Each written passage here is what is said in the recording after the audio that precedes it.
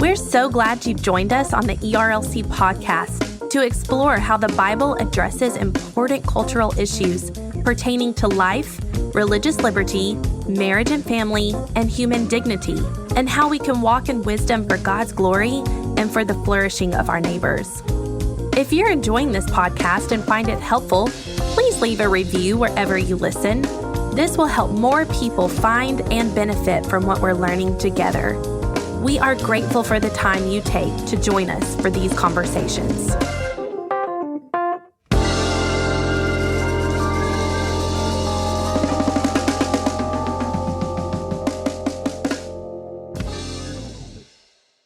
You're listening to the ERLC podcast.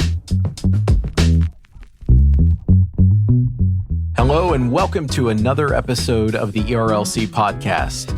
Today, you're just getting me, Brent Leatherwood, solo because my colleague Lindsay Nicolay, she is taking a well-deserved break this week, and so I am just coming to you by myself. But I'm hopeful that this will be a helpful time for you because we will go over some of the articles that stand out for me this week from the ERLC, as well as a few items in the news that we've been talking about around the office.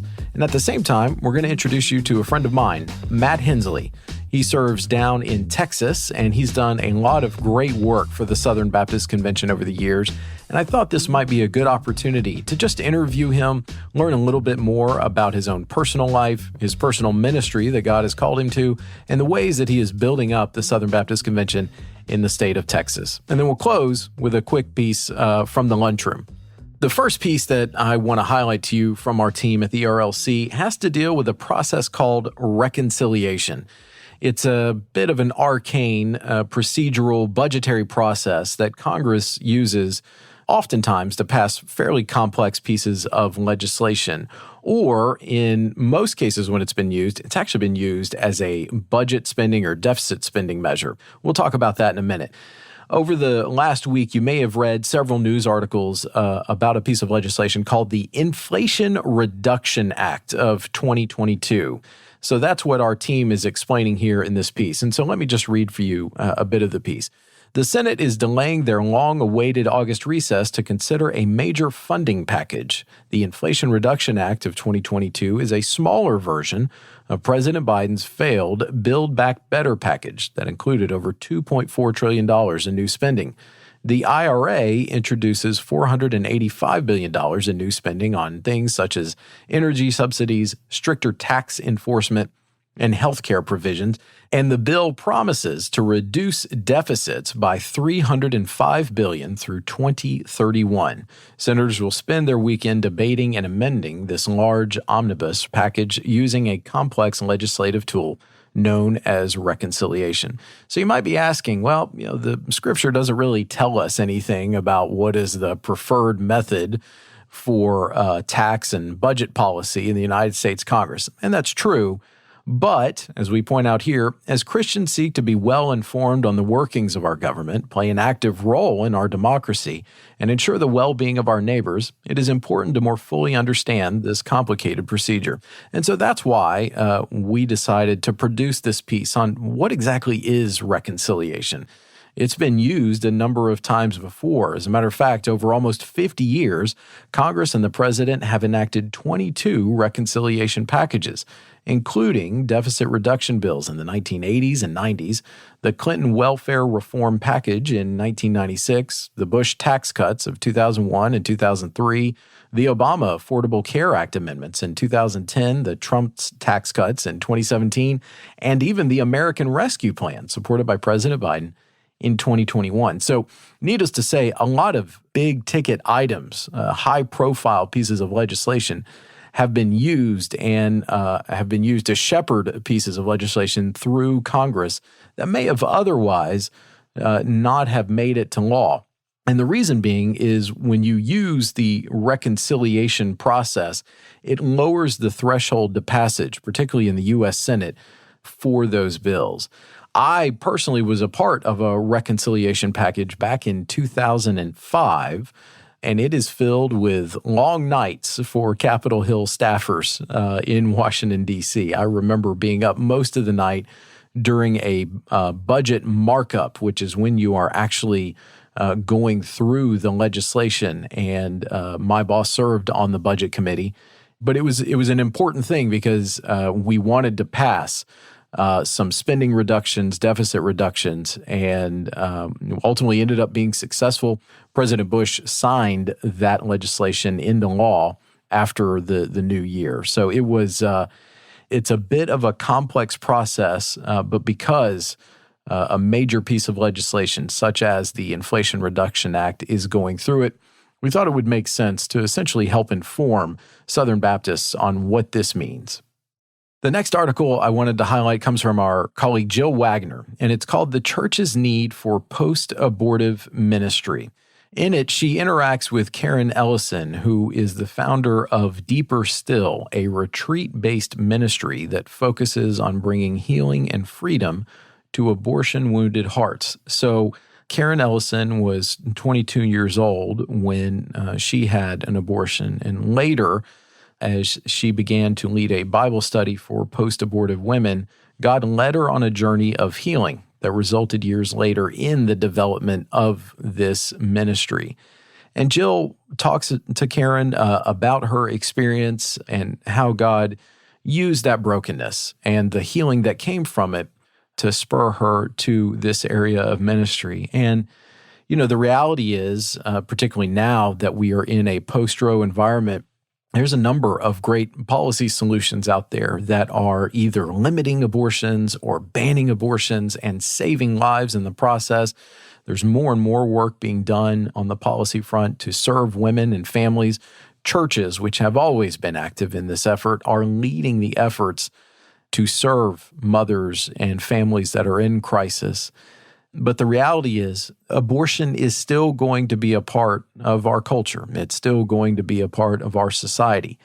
And so churches and ministries out there need to still be thinking through, how do we serve these women? How do we show them that there is a path forward for healing and redemption out of abortion? And this piece, I think, does a great job helping pastors, helping ministry leaders think through ways that either they can engage with an organization like Deeper Still, or maybe even create their own new ministries to come around and wrap around these individuals who have suffered at the hands of the abortion industry, who targeted them, who fed them the lie that the only way forward for them in life is to actually end the life of their preborn child. And so I'm thankful that Jill took some time here to just kind of interact with Karen Ellison, learn a little bit more about Deeper Still, and maybe hopefully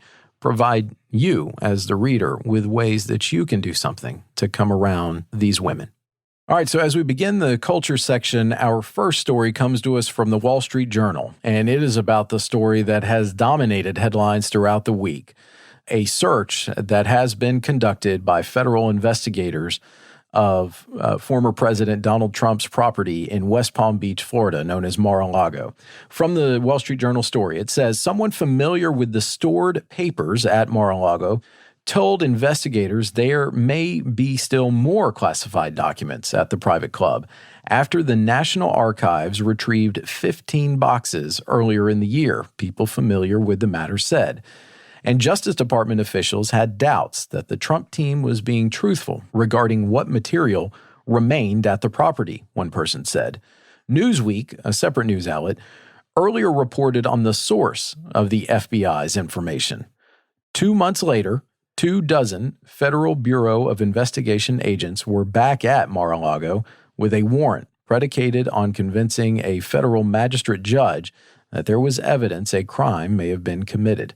After hours at the property, the agents took the boxes away in a Ryder truck.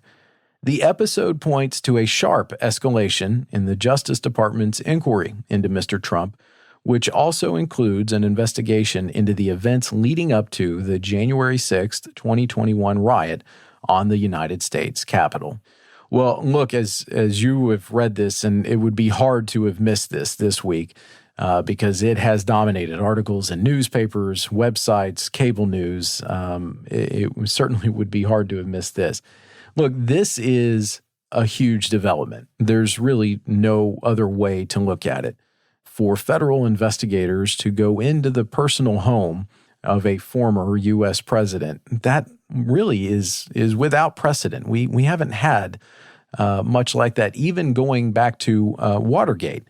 We haven't seen something quite like this. Now, that said, Donald Trump is the former president. That does make him a private citizen. And so in that sense, the FBI conducts searches of private residences, not necessarily routinely, but this isn't new ground for them. And the reality is, we don't actually know much about what all transpired here. We know that they obviously feel that there is evidence that they need to obtain that was housed at Mar-a-Lago, and they convinced a federal judge to sign off on a search warrant. And we know that they took items from the property. But we don't know much beyond that, and particularly we don't know if there were specific targets in mind, if there were other items found. We don't even really know which investigation this is all tied to. The reality is there are multiple investigations that are going on that are related to former President Trump. So there is a lot that we just don't quite know.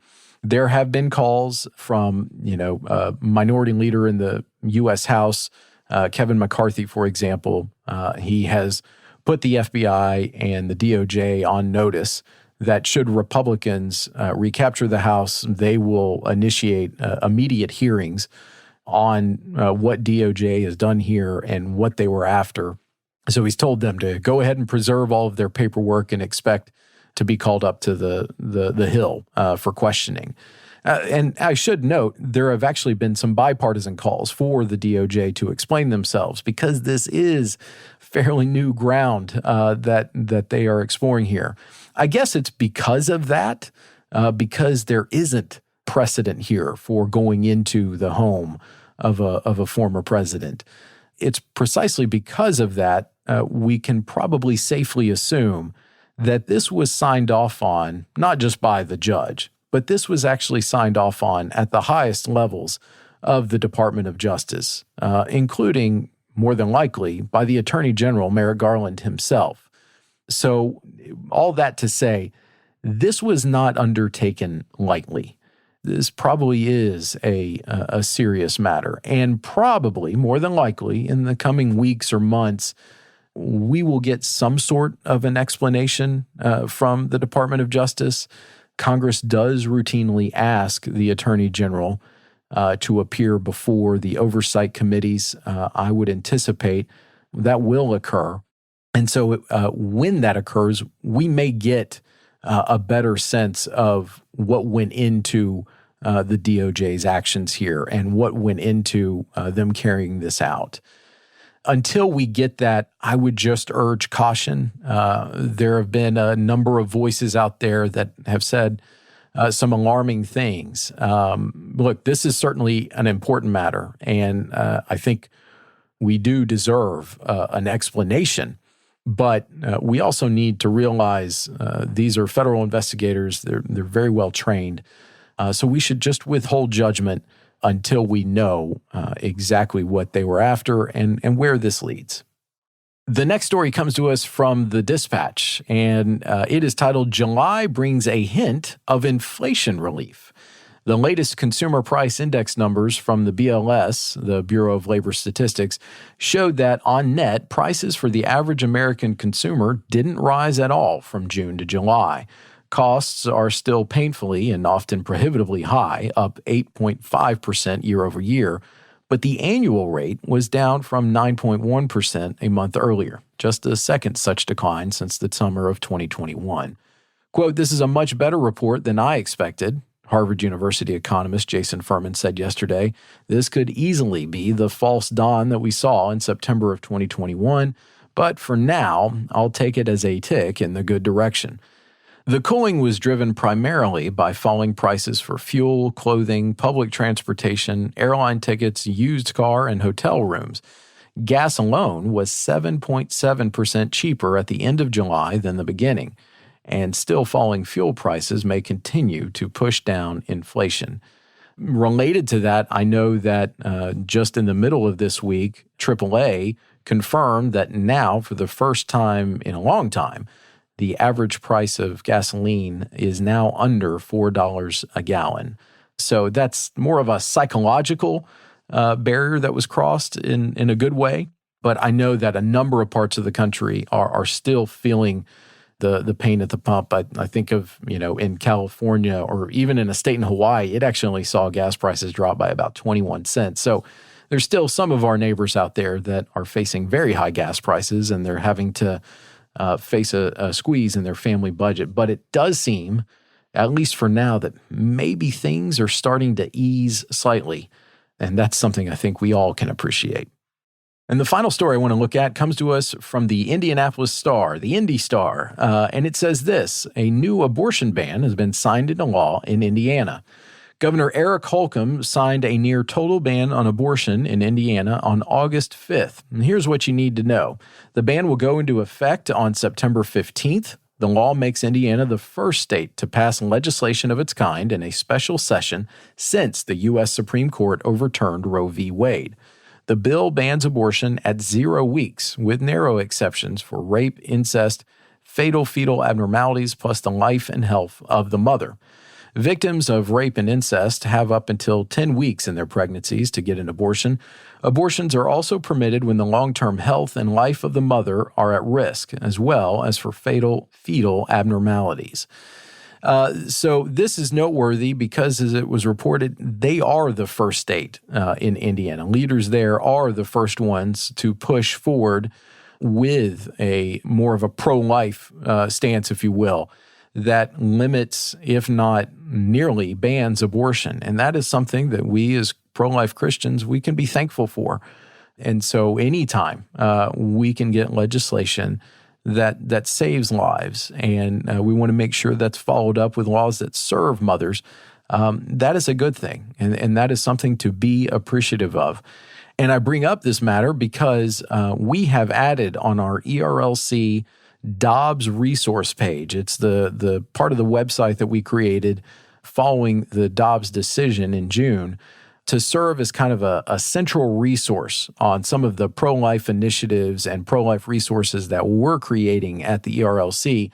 We have just recently updated that to create what is more or less, think of a brief news ticker. It's in the middle of the page that just kind of serves as a central place for, as these pro-life developments or developments in the area of life are coming up, whether it's at the federal level, the state level, whether it is actions by the administration, whether it is decisions made by the courts, we've got a place where you can keep up with these latest developments. And let's be honest, now that we are in this post-Roe world, the effects stemming from the Dobbs decision are far and wide.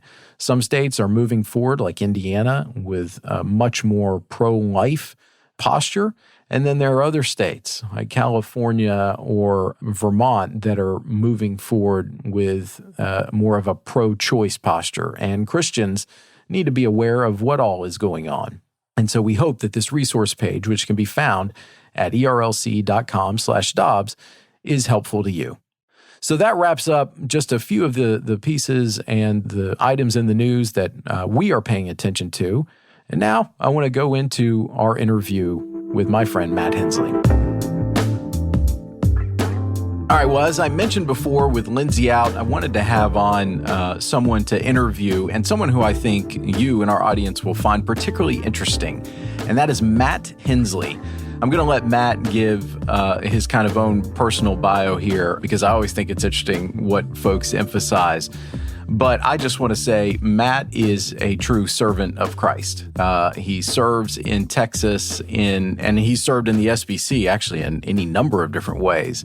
And we're going to explore a little bit of that today. But I've come to know Matt over the last year, and truly, he is a godly servant, putting others before himself and wanting to build up the church. He has such a passion for that. And that's why I thought it would be helpful if we spent a few minutes with Matt, learn a little bit more about him and what God has called him to in his ministry. So Matt, welcome to the ERLC podcast.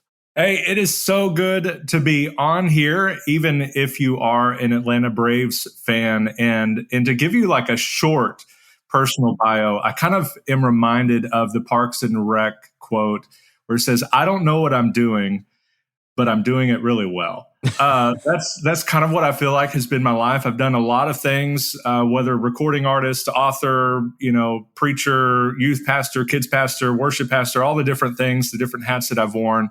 But it kind of goes back to being born in California, adopted by my grandparents, and moved to the great Republic of Whataburger, known as Texas, and being raised there and kind of raised with sort of the older generation, if you will, the friends of my mom and dad. So I was surrounded by people that were maybe musicians or businessmen or pastors and so forth. And so had always really had a knack for just being interested in doing a lot of things and a lot of different things. And so that kind of brings us to today. I still get to preach, still pastor in a, kind of a volunteer part-time role with my local church at First Farmersville.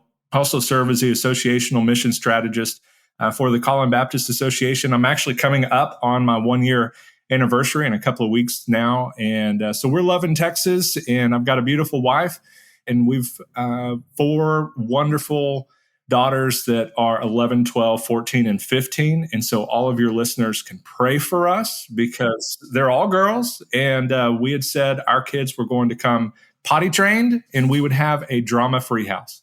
And our kids did come potty trained because they were 4, 5, 6, and 7 when they came, but they're all girls. And so it's anything but a drama-free house. So that's kind of the me in a nutshell. So, well, as you're alluding to, those 4 girls are adopted. Mm-hmm. And you started off talking about my Braves loyalty, but you failed to mention who you are a fan of, because that's actually a little complicated. It is a little complicated. This is complicated, but I also feel like it risks you getting like 1-star reviews or something if you would have a Houston Astros fan on the show and people would just start, naturally banging on trash cans and so forth. But yes, I'm a huge Houston Astros fan, and I was raised about 3.1 miles from the ballpark in Arlington. So I was kind of naturally a hometown fan of the Rangers. And so I have this complicated relationship now with baseball because I love the Astros. I love Houston, but also home is Dallas-Fort Worth, and this is where we live. And so I get to see them play a lot. But one of my best friends is a huge Texas Rangers fan, so I have become like enemy number one to Texas Ranger fans everywhere. So yeah, it may strike some that the ethics entity of the Southern Baptist Convention is interviewing a Houston Astros fan, given their ethical lapse a few seasons ago. But we'll let that pass. Because of all the good work that you've done for Southern Baptist churches. Yeah.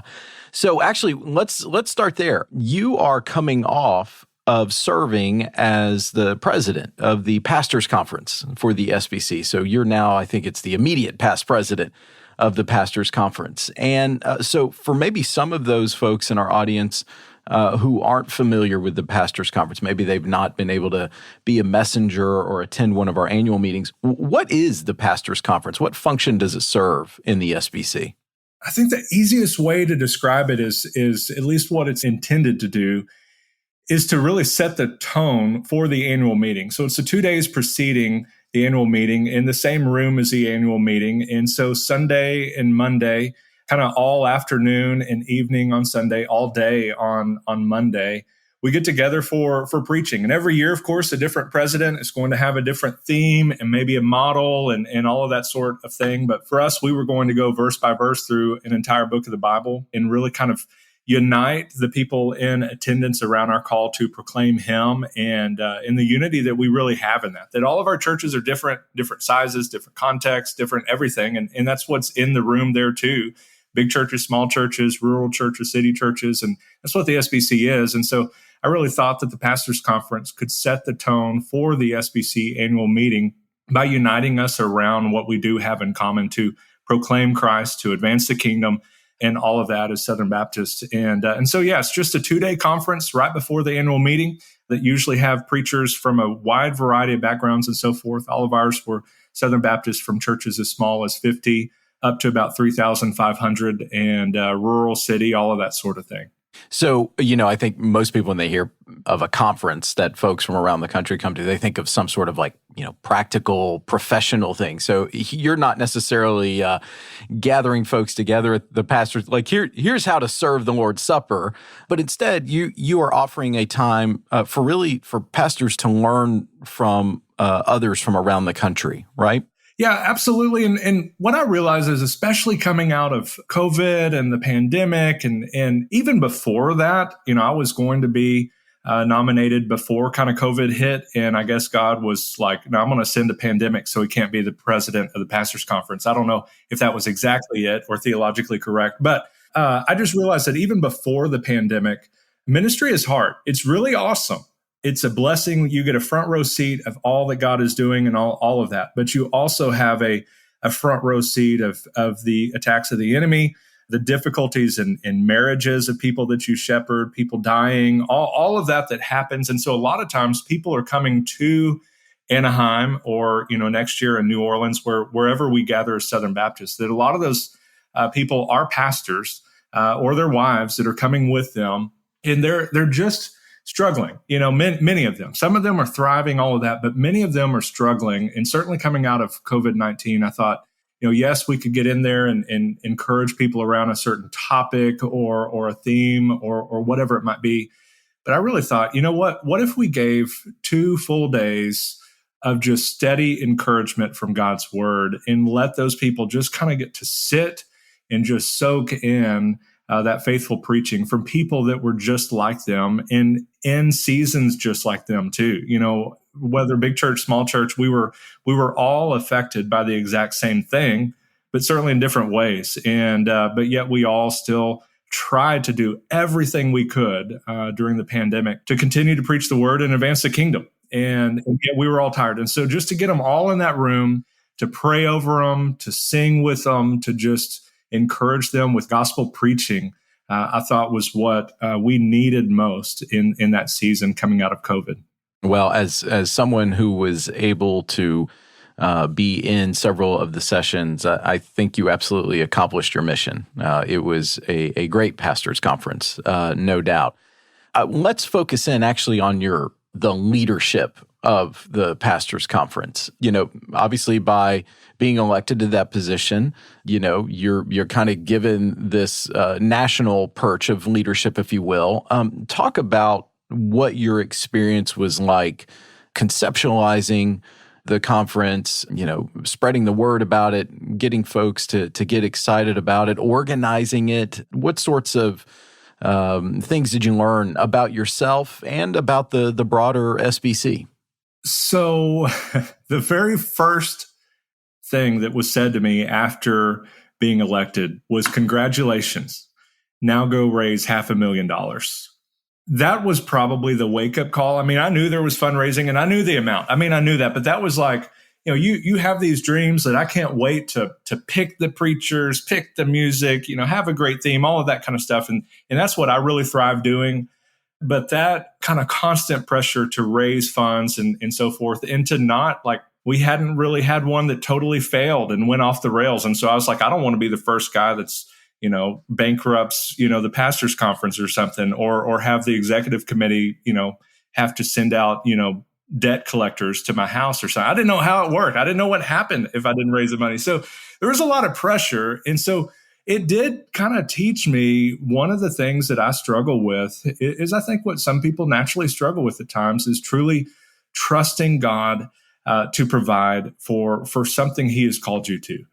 And so there were nights where, 11, 12 at night, I'm like, who else can I ask? What else can I do? Is this even going to happen? Am I going to have to just raise the white flag and say, I just can't do this? There were times like that I think God just kept impressing on me this idea that he'd called me to this, that he was equipping me for this, and it was also going to help me as a leader, not just for this season, but for maybe the rest of my ministry. And so that's a part of my role now as an associational mission strategist, is raising funds and so forth, and helping churches raise funds and so forth. And so I was seeing that not in the moment, but God was kind of showing me after and as this progressed. And so yes, it's like a whole lot of pressure. It put me under a spotlight that I wasn't necessarily used to. I have a fairly large, social media presence and so forth, even from the middle of nowhere of Mayhill. But it certainly puts you out there where whatever decision you made, 50% of the people were going to hate it, 50% of the people were going to love it. I mean, it's just part of leadership. So it just reminded me of that and the call to just do what you're called to do, to be faithful in making those decisions and just trust God with the results. And I had to finally get to the point of just sort of letting go. Like I was going to still work, still serve, all of that kind of stuff, but letting go of just trying to fix everything myself and really trust God to just take steady steps of obedience with him and do the right thing and trust him with the results from it. And so it's something that it was a great honor. I had a blast, and I'm happy to never, ever do it again. And so that was the experience. It was wonderful. It was a blessing. I had a blast. I was thrilled. It was in Anaheim, which was right up the road from where I was born. That was kind of cool. But yeah, it was a great honor. Thrilled with it. Happy to never do it again. And now you've handed over the reins of responsibility to Daniel Dickard and his team for next year's pastors conference. Would you say that, if you're a messenger or someone who is attending future annual conferences, is it something they should maybe get there a little early for and check out the pastors conference, even if they're not a pastor? I think so, absolutely. And I know with Dr. Dickard's approach and his theme, which he announced much earlier, I was kind of trying to revitalize the pastors conference. We hadn't had it because the COVID canceled the annual meeting in Orlando, and then Nashville was a little bit of a different one. I think we had the Send conference for that one, and so I was kind of rebooting it, and so I was steadily releasing different parts and so forth. With him, the theme's already out there, and it's one that all of us are called to, and that's our kingdom character and the fruits of the Spirit, all of that sort of deal that comes with that, the Beatitudes. And so I think that's one that everyone would benefit from. But it's also, in my opinion, is a chance where you can get in the room for 2 days with no pressure. You're not having to make decisions. You're not having to listen to motions or resolutions or hear people at mics or wonder what's happening, what's out of order. It's just 2 days where all of that kind of stuff is put on the shelf for a little bit. And you just get to be in the room with your brothers and sisters in Christ, whether they're pastors or missionaries or retired pastors or pastor wives or whatever it might be. You can meet people. There's usually opportunities where you're just milling around and visiting with one another. And so I think it is absolutely valuable for people of all ages and people, whether they are pastors or lay leaders or just regular church members that came as a messenger. Absolutely would be beneficial. So moving on, you mentioned in your day-to-day life that you guide the Collin Baptist Association. So some of our folks may not really understand the role of association. So what's that like as you are the director there? And what's the biggest challenge you face in that role?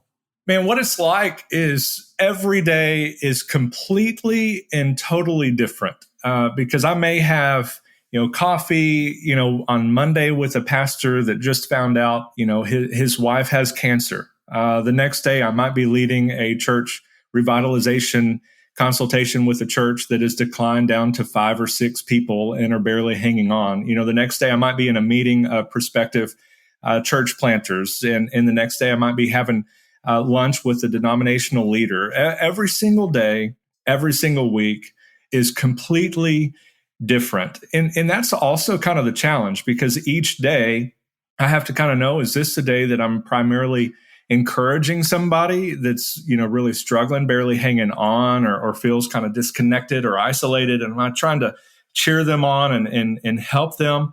Am I going to be more equipping of this pastor or helping this church maybe see the bigger picture of what they need to be doing to advance the kingdom?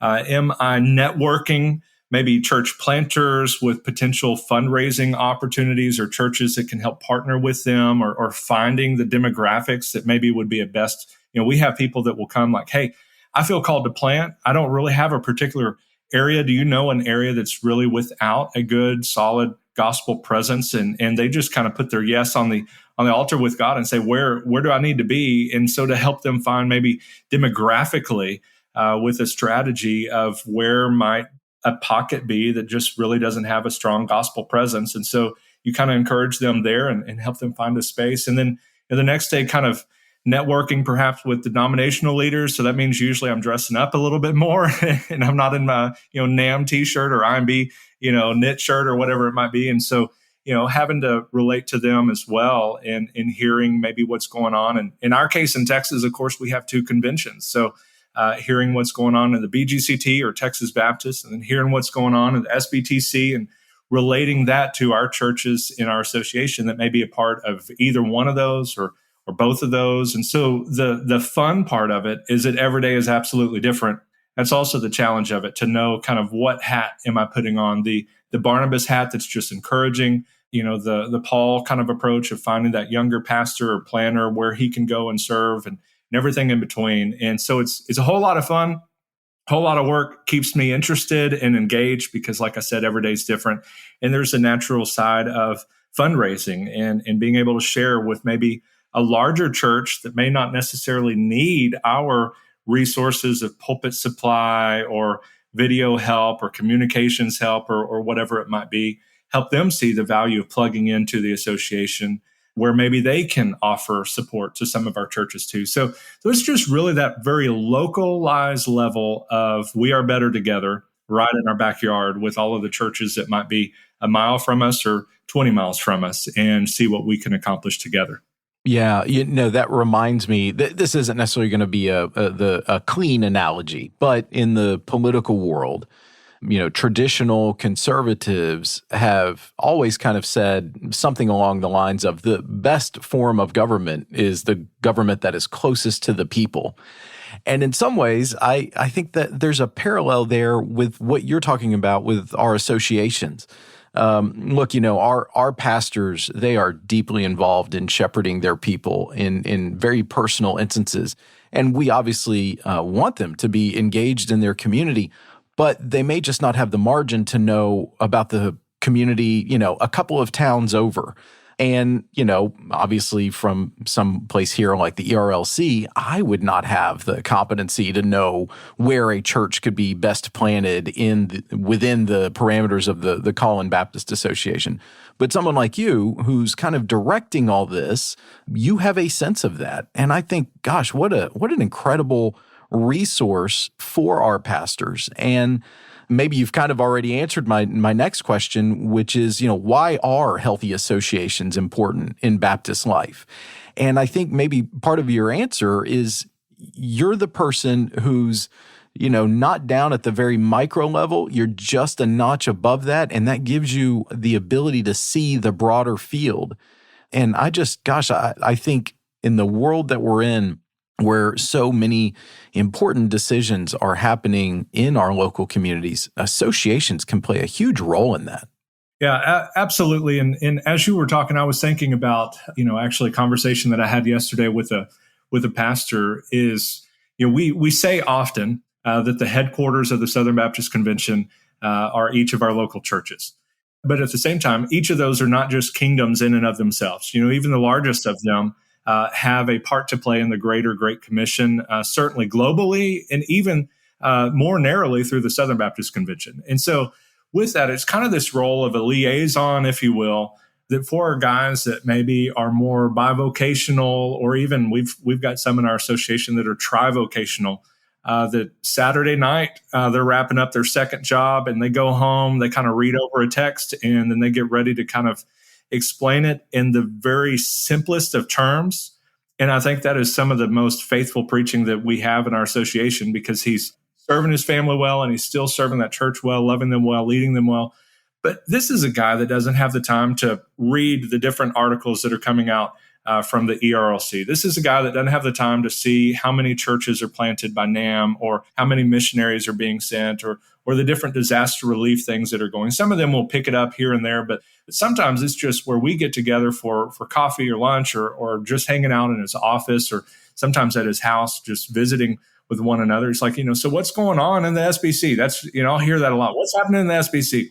And so I just kind of get to give them a taste of the different kind of milestones or things that are happening throughout there. But it's also this role of kind of being that chief encourager or that chief Barnabas around here, that it's something that I've realized is that the more healthy churches that we have, then the stronger association that we have, the more stronger associations that we have, the more stronger our state conventions are, and the more stronger that our state conventions are, then the stronger our Southern Baptist Convention are. And so it really is, the headquarters of the SBC down in the local church. And so working with them, encouraging them, helping them grow and thrive and strengthen and revitalize or plant or whatever it might be, then our association grows and thrives and revitalizes and so forth. And then our state conventions here, we've got the two of them that I mentioned, they grow and they thrive and they strengthen as our local churches are being strengthened. And that just works all the way up. Well, it's just just to underscore something you said. You talked about instances where of pastors who are working multiple jobs and then faithfully coming in to preach the word. I mean, those gentlemen, those pastors, those leaders, they're the actual backbone of the SBC. And just because of the way you describe their life, right? They don't have time to get on Twitter, which is just another reminder that Twitter is not real life. And they are just faithfully serving the flock that God has given them. And praise God that they continue to do that. And they have someone like you that can be a resource, can be an encourager. That's just wonderful. All right, so as we begin to wrap up, I want to touch on this.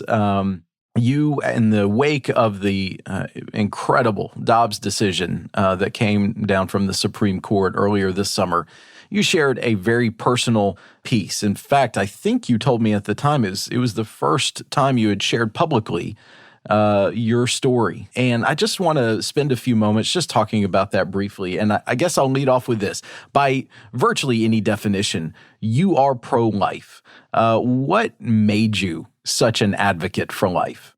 One is biblical. And as a student of the word, that kind of deal, of course, I'm going to be an advocate for pro-life. That's commanded in my opinion and so forth. But it's also, I say often in preaching that there's that connection between what we know and what we feel and what we believe and all of that, sort of thing, that for me, it's also traces back to my own, personal life. I mentioned in the bio part where I was kind of joking around about, not knowing what I'm doing, but doing it very well. I was born in San Bernardino, California to a teen mom that had run away from home and kind of got wrapped up into a life that, she probably didn't want to be in, certainly wasn't raised to be in, but found herself in that life. And, but by God's grace, my grandparents had found the situation and so forth. And while also trying to help her, felt one of the ways to help her was to also be able to give me a fresh start, a new start. And so they adopted me. And so it wasn't something that my parents ever talked about. We talked about being adopted, all of that, I knew that, but it's not something that they ever really just championed, in terms of adoption. It was more this thing that I just assumed that's what Christians do. They find someone in need and they find how they can help. And in this case, what my mom needed was for me to be raised by her mom and dad. And so it was just something that was kind of ingrained in me, not so much with words, but with actions. And I guess just something that was a part of my life. And then, growing up then as a teen, we had a great crisis pregnancy center there in Grand Prairie. And then also a very pivotal moment in student ministry when I was still just a student in high school, where we had one of our youth group members that found out she was pregnant. And this was, a Baptist church, a very conservative Baptist church. And, I didn't know how a church was supposed to respond or but I've heard ways that churches have responded and so forth that weren't so great. But in this case, we just enveloped her with love and grace and support and all of that, helping them thrive and, gathering up, goods for her, like, diapers and all of that sort of thing. And so she didn't get, the judgment. She got grace and help in that moment. And so that really was another kind of reinforcement of that mentality of like finding somebody that's hurting or struggling or in a situation that maybe they hadn't planned, and just doing what we can as a Christian to meet those needs and help them in that kind of circumstance. And then fast forward, I shared in the article about our life. We had 2 miscarriages, and I always had this great plan even before I was married, that I was going to have 2 kids and adopt 2 kids. Like that was my grand plan for my life. And I can't really point that back to because I was adopted or whatever. That's just what I believe I wanted to do and then what I thought we should do. And we had those 2 miscarriages. And then fast forward, we're in Texas and we start foster care and adoption training, and then became foster parents and so forth, and continue to be active in the local crisis pregnancy centers and so forth. And we just always were available and seeking those opportunities to serve and to advocate and to raise money and all of that for that kind of a situation. And then we were able to be placed with a sibling group of 4. And at the time in our state and our agency, we were the only family that had the license for 4 and the room for 4. And so, in the very, the moment, I'm just deciding to say yes to these 4 girls. But later through my quiet times and so forth, I'm also reminded what God was doing, even through the difficulty and the hurt and the pain of miscarriages and so forth, is that day he was preparing for us to have our 4 girls. And so that was something, foster care and adoption and helping. It just kind of became one of our ministries, and just thinking through how we can champion that where, maybe you're 75 or 80 and that's not the season to be, adopting a 1-year-old perhaps, but it's also a season where maybe you can become respite care for a foster care family or raise funds or gather supplies for them. There's just something that every Christian can do to help. In this case, talking about what we're talking about, young mothers or prospective mothers that may be in a situation where that wasn't what they planned. And so kind of going back to, my grandparents, who I call my mom and dad, seeing their daughter in need and meeting that need, and which in turn kind of changed the course of my life. Yeah, no, I will link to this piece in our show notes, but I love that you continually return to this theme of doing something in your piece. And it comes from exactly what you just said. Your grandparents, when they learned about the situation with your mom, they learned that she was pregnant, they vowed to do something. And you go on to talk about all that they did do by God's grace and your evidence of what all they were able to do. And then you write later in your piece, as Christians continue moving forward in a post-Roe world, we need to remember we can't do everything, but each of us can do something. And that's important. And praise God, there are millions of Christians out there who are willing to do something and do something each and every day. And that's just going to be all the more important as we continue moving forward in this post-Roe world. So, Matt, I'm thankful that you wrote down those thoughts, and I'm thankful that you made some time to join us today. I led off by introducing you as a servant of Christ. Your servant heart has come through loud and clear in this time together, and I'm just really appreciative of you, brother. Thank you, brother. Appreciate you. Absolutely. And for our final section with the podcast today, there's an important story that you may have missed just because of all of these other major items in the news. But there's something particularly important that Southern Baptists need to be aware of. So this final thing that we've talked about in the lunchroom or amongst our team here at the ERLC was this that was reported by Baptist Press. Bart Barber, the president of the Southern Baptist Convention, has named the full membership of the Abuse Task Force.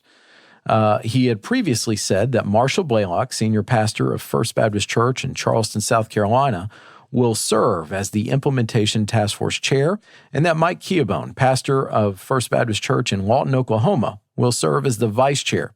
This week, he named the other remaining task force members, and they are Todd Bankert, who's the pastor and lead elder of Oak Creek Community Church in Indiana, Melissa Bowen, member of First Baptist Church in Prattville, Alabama. Brad Eubank, senior pastor of Petal First Baptist Church in Petal, Mississippi. Cindy Lott, member of the Catawba Valley Baptist Church in Morgantown, North Carolina. John Nelson, who's the lead pastor of Soma Community Church in Missouri. And Greg Wills, member of Travis Avenue Baptist Church in Fort Worth, Texas, and who also serves as the dean of the School of Theology at Southwestern Seminary.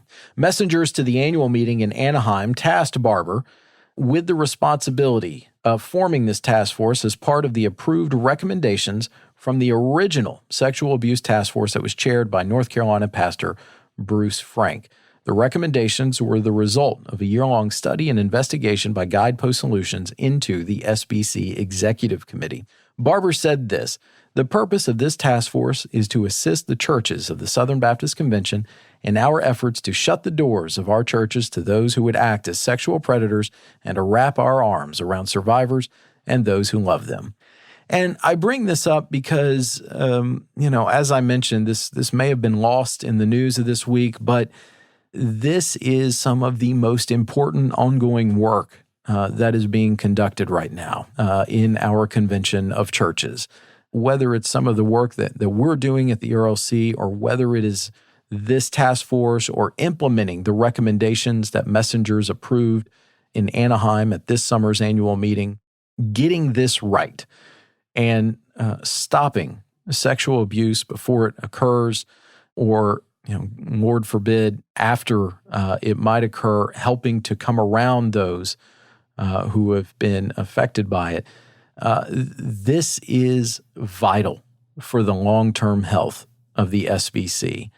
And, Matt Henslee, in his interview, he talked about how he's a member and sometimes preaches at First Baptist Farmersville. Well, he is a member of the church that is led by Bart Barber. And I am just so thankful that God has called him to lead the SBC at this time and continue forth with this important work. And so I'm glad that we now have a full implementation task force.